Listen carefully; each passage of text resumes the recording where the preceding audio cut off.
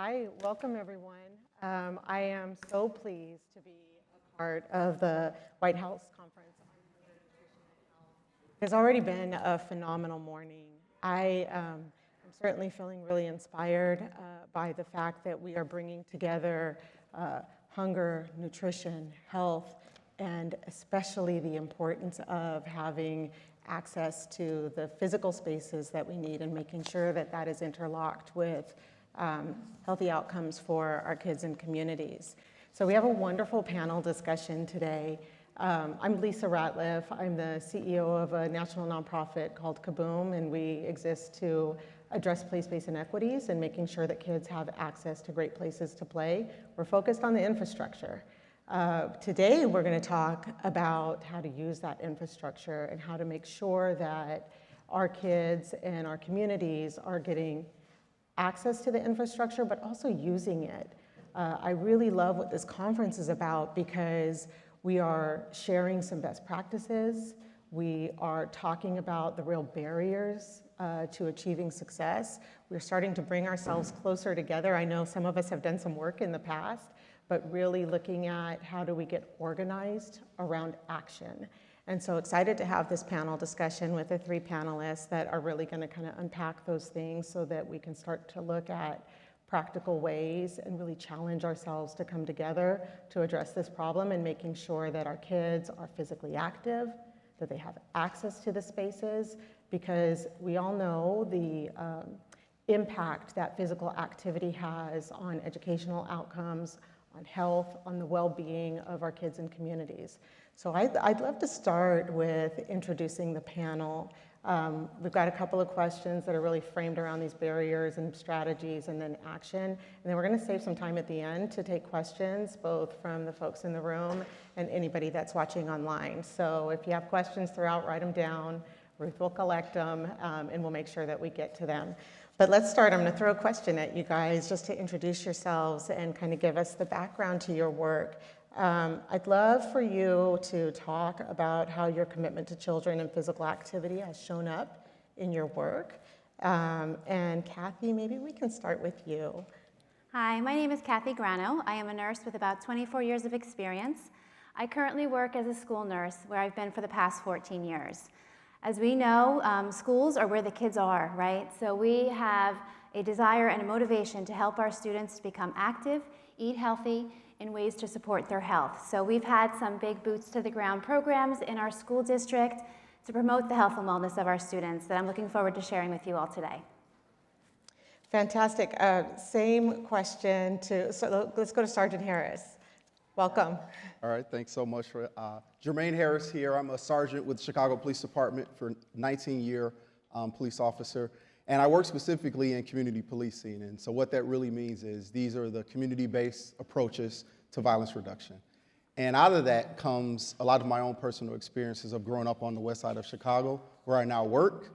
Sports, physical activity made a huge difference in my life, and which led me to co-found Chicago West Side Police and Youth Sports. It's a program in which we annually serve 1,000 boys and girls in grades 3rd through 8th on the west side of Chicago, employing a three-legged stool model where our police officers join our faith-based community and our nonprofits in order to support youth and sports-based youth development. Fantastic. So looking forward to a nice discussion. And let's start with barriers. I don't think that we Do you want me to? Oh, I'm sorry, yeah. sorry. I'm so sorry, Anne-Marie. That's okay. Go ahead. Sure. Hi, everybody. My name's Anne-Marie Krautheim. I'm actually a registered dietitian, and I am with an organization called Gen Youth. We are a national nonprofit dedicated to creating healthier school communities. We were formed about 12 years ago through the support of America's Dairy Farmers and the National Football League.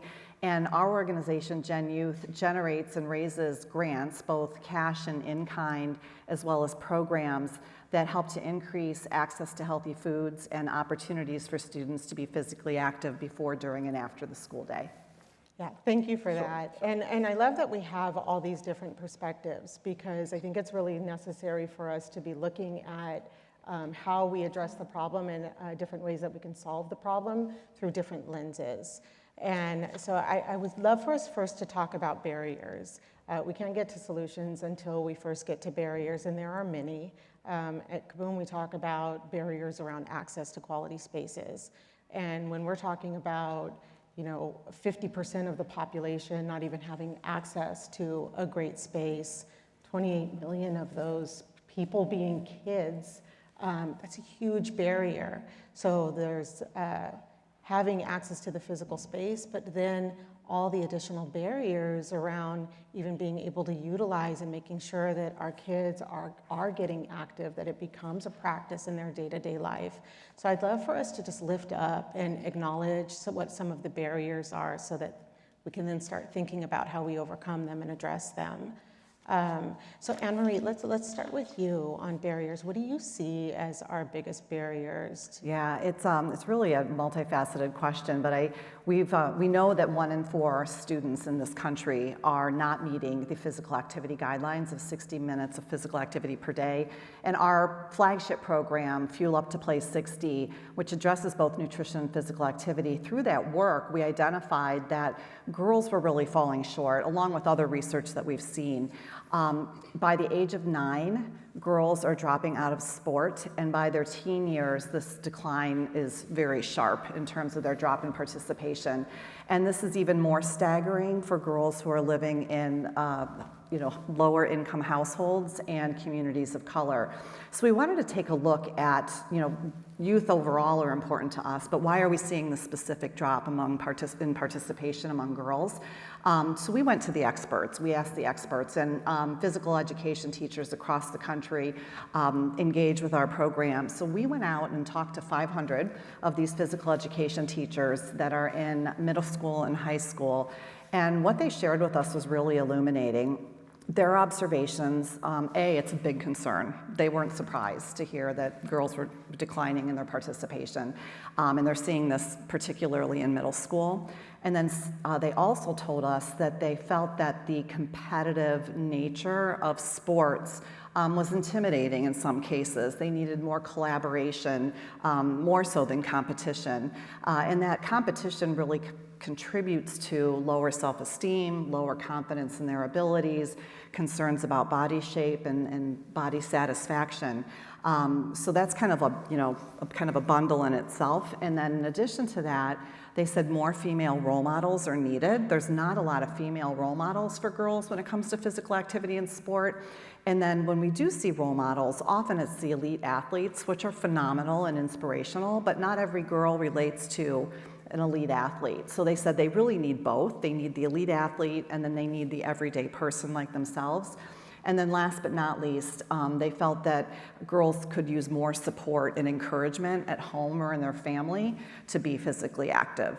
Yeah, so I'm the mom of 2 girls, and so I really admire the work that you guys are doing and kind of what you're lifting up, because I think on top of that, there's this social media machine that gives us the illusion that you can just look a certain way without being physically active. There's also in organized sports an access issue. So exactly. There's kind of the economics of organized sports, and just curious if that's something that shows up for you as well in terms of. Social media definitely was a component of the concerns about body image and body shape and body satisfaction, exactly for the reason you said. Access to equipment, it rose in the list of barriers. It wasn't as high as what I maybe would have thought, but it is an issue. And I think the other piece of that is, kind of reevaluating how we think about physical activity and sport, because when you are in school, much of it revolves around the sports environment.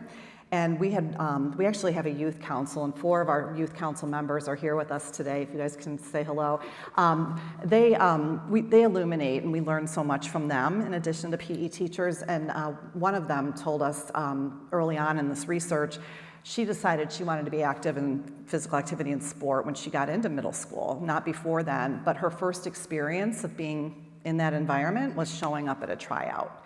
So talk about intimidation. When you haven't had the opportunity to be active and play and participate, and then the day you go is the day to try out, it's really not all that inclusive or inviting. Yeah, Thank you for that, and thank you guys for being here. I think the representation of our youth and young voices is absolutely critical as we look for solutions. Sergeant Harris, you do incredible work that really brings together law enforcement and the community. And just really curious kind of what your perspective is on the barriers that you're seeing and experiencing in terms of our kids getting physically active. Yeah, I think just starting off with being here, I've had quite a few people ask, why is a police officer at a food and nutrition conference? And really to understand the role of the intersectionality between health and public safety. Those social determinants of health are directly aligned, similar to the social determinants for violence involvement. So as we work with one, we absolutely must work with the other one. And so really understanding barriers, safety is one of those major barriers that I experience in my city, as well as inner cities across America.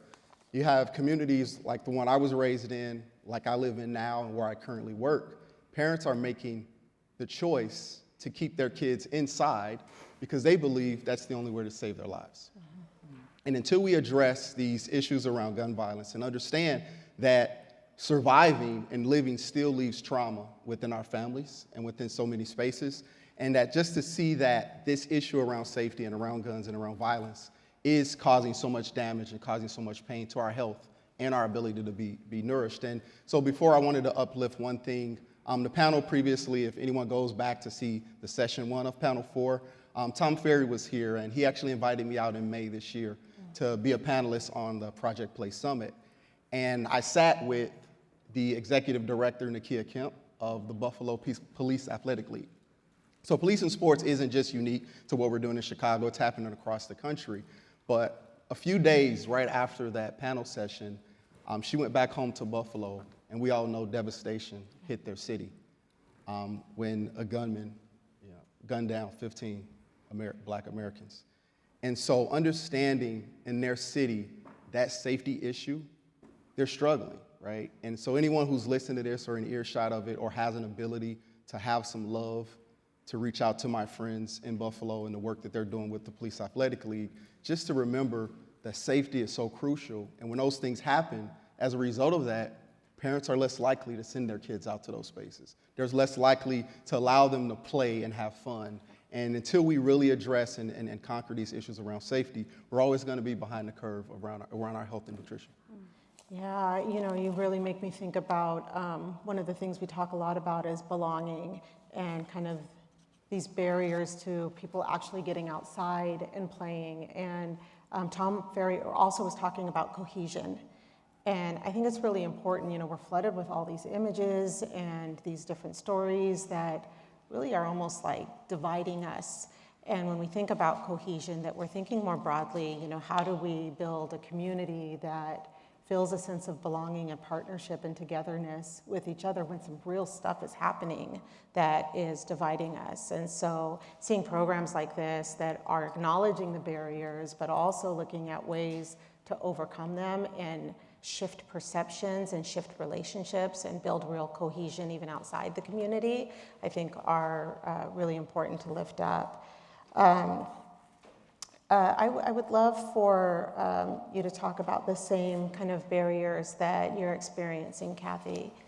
So I tend to look at things through a school health lens, being in the school building.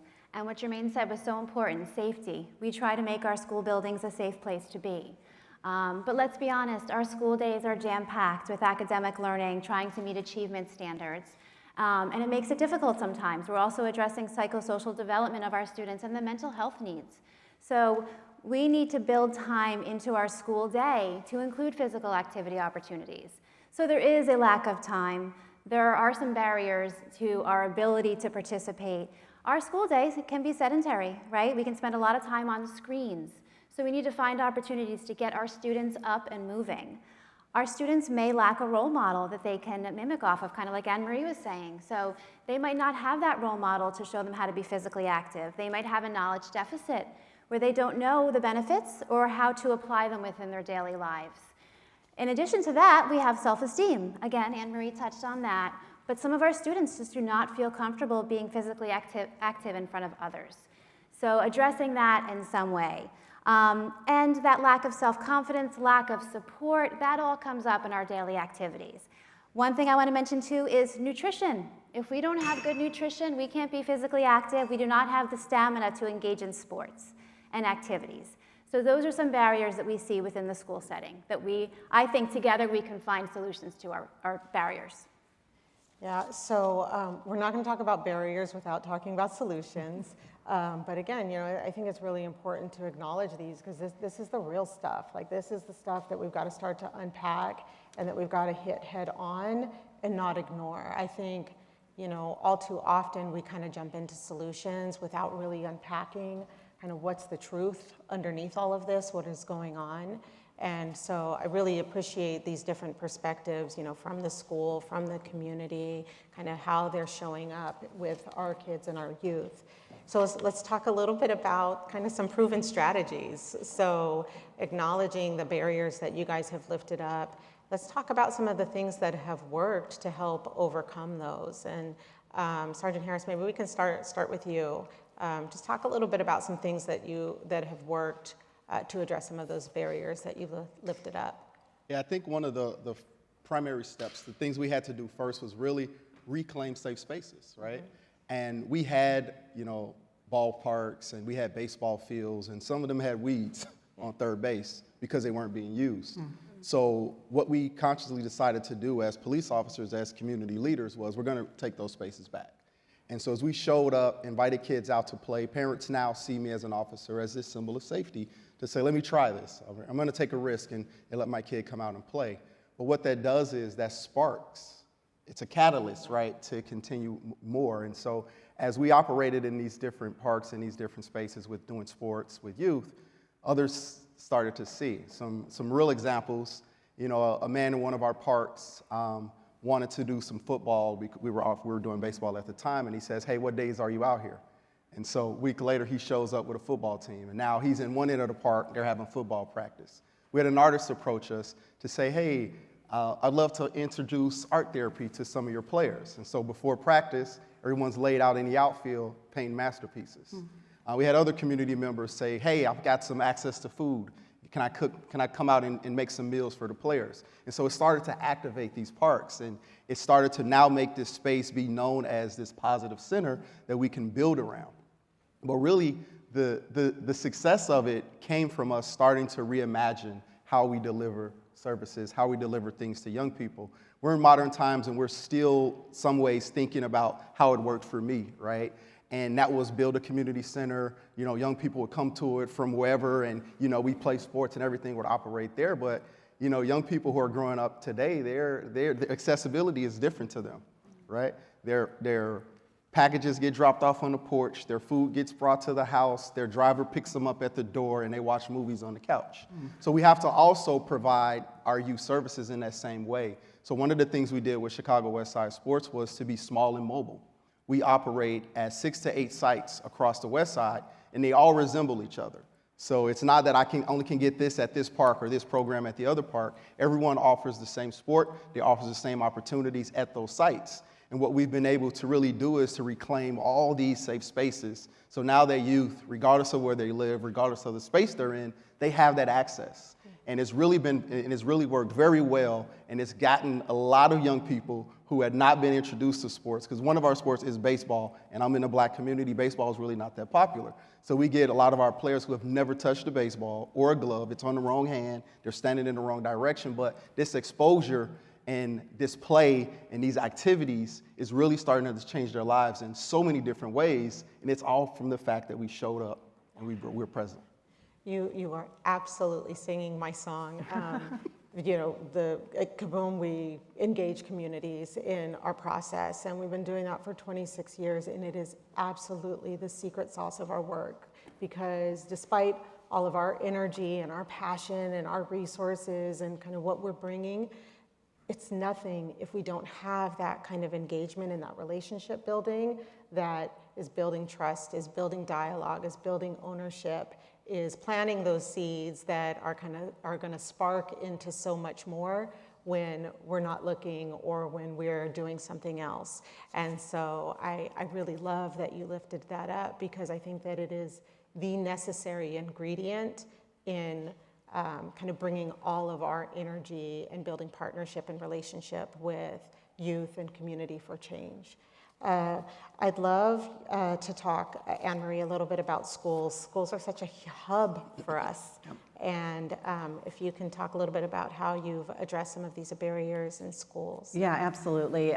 We are great believers that the solution begins in schools. In fact, one of our founding board members is Dr. David Satcher, a former Surgeon General, and he called schools the great equalizer. They give all students a safe place to learn and play, and that's where we do the majority of our work, is in that school community. So that's kind of, to me, like one of the key factors is optimize that school community. 55 million kids are in schools 180 days of the year. And so that's where we really focus our energy. Second is what I mentioned a moment ago, is about engaging and empowering youth to drive change. We find that when youth are at the center, they identify solutions that us as adults, with all our good intentions, may never have developed. So we do encourage schools to put students at the center through our programs. There's opportunities for students to inform, design solutions, and lead those solutions in their school community. And one example of that is a program that we operate with Nike called Game Growers, which actually challenges girls to develop solutions to increase participation among their peers in physical activity and sport. And one of the outcomes of that in the recent past is that some of the girls in Minnesota created a program, really was called a Minnesota Physical Activity Sports Summit for girls. And they got over 200 girls to come together for this sports summit. It was created by girls, for girls, and it focused on skills and drills, so skill building, but also creating that community, confidence, leadership, and focusing on lifestyle, so embracing that whole child concept. And then the third area, I would say, so schools, youth engagement. The third area is making it as turnkey as possible. Physical education teachers really are unsung heroes in schools. They have a lot on their plate, as well as school nurses and school nutrition directors, but we develop turnkey solutions. So we work with experts such as Shape America to develop curriculum. We give equipment. We have the NFL Flag in Schools program that's been funded by the NFL Foundation. It's in 25,000 schools nationwide. It's popular among boys and girls. The Fuel Up to Play 60 program I mentioned earlier really, again, puts youth at the table to create solutions to improve nutrition and physical activity in schools. I think that's a common denominator I've heard from us, that their nutrition and physical activity are really inextricably linked and essential to developing healthy, high-achieving students. And then last but not least, we're piloting right now a new program called Root for Her that'll take those learnings that we received about girls and their decline in physical activity in sports. It'll have lesson plans, curriculum around confidence, self-esteem, body image, social media, and then also provide equipment to the school that fosters more community and collaboration, with more emphasis on that versus competition.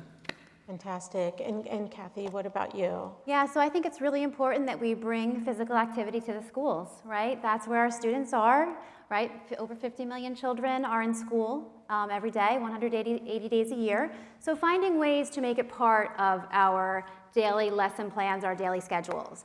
Our staff are role models to our students, right? So building trusting relationships with them can enhance success and encourage physical activity. So what do? We developed a Wellness Revolution program in my district in Middletown, and we had collaborative partnerships. First, we started with a community and needs assessment, right? Because we need that buy-in. We need to know that they are on board, and what do they want to see as part of their activity program. So based on their input, we developed collaborative partnerships, and we used programs such as Fuel Up to Play 60 and the coordinated approach to child health. We got free physical fitness equipment for the schools, and we really made it a part of the day. So starting from the early morning, just doing 2 or 3 minutes at a time, after your morning announcements, doing a morning march, taking a lap at recess, doing walking clubs before or after schools.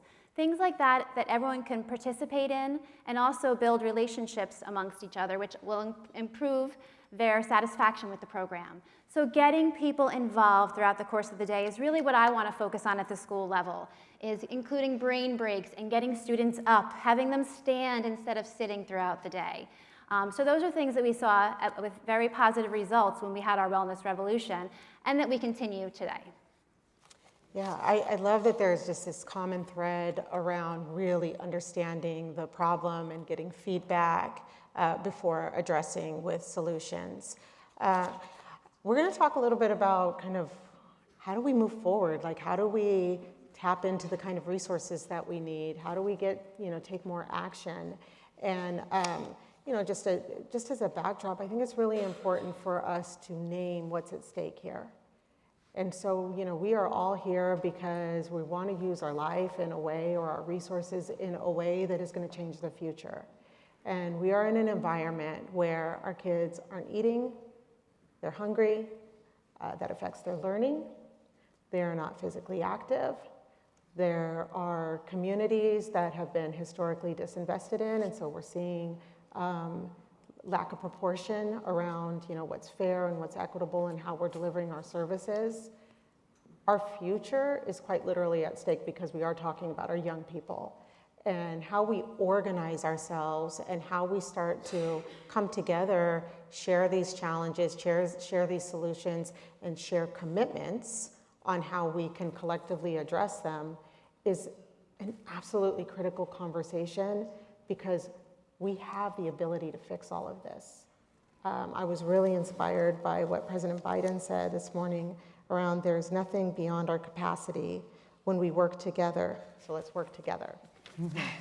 And so I want to talk about what's it going to take from your guys' perspective. So you guys are doing great work, you've acknowledged some problems and challenges, but you've also found pathways to address them and start making progress. But we've got to be able to scale this, we've got to be able to replicate it, we've got to be able to give other people healthy solutions to be able to do it as well. And you guys need the resources to do it. We all need the resources to do it. So I'd love to just talk a little bit about those resources and kind of what is needed for sustainability. So, from each of your perspective, what would you lift up as the top thing that you need? Sergeant Harris, I'm just going to go down the line. We'll start with you. All right. The dreaded first seat, right? Yeah. I think to understand, one of the ideas that we absolutely understand is the value and the need of funding and the amount of money it takes to run things. So I'm going to talk a little bit more about another piece that is really, really important to the work that we do, and that's really the people power. That's human capital. Specifically working with sports, right? The essential piece of a sport is the coach, all right? The adult mentor that's willing to commit and build that relationship with young people. Out of the things we do with sports, it creates access to a family that while we're serving this young boy or young girl, it also provides us access to that entire household. At a game, you'll see everywhere from an infant all the way to a grandparent.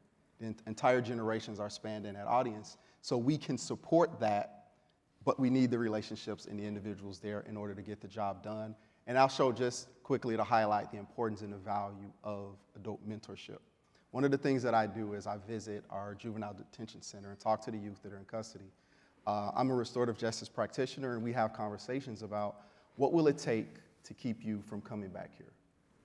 And the most common request or need or desire is an adult mentor. That is like cliche. We think that we underestimate the value of a positive adult on a young person. And we have kids that are craving that. They're desiring that to literally change their lives. And so to understand the roles that we all can play with our own capacity of just being adults and being positive and being human in that space is so valuable. And so we offer things like trauma-informed coaching. We offer restorative practices.